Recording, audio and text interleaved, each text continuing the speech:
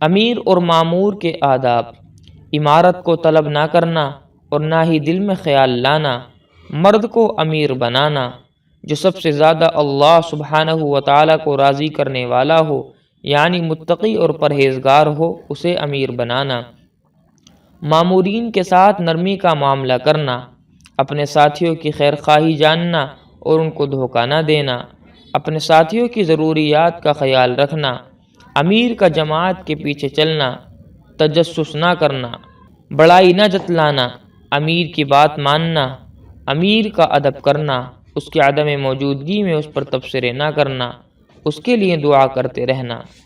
مشورے کے آداب: سنت کی نیت سے مشورہ کرنا، مشورے کو اللہ سبحانہ و تعالیٰ کی نعمت سمجھ کر اس کا اہتمام کرنا، دین کی سمجھ رکھنے والے اور عبادت گزاروں سے مشورہ کرنا۔ اللہ تعالیٰ سے دعا ہے کہ اللہ رب العزت ہم سب کو ان تمام باتوں پر عمل کرنے کی توفیق عطا فرمائے، آمین۔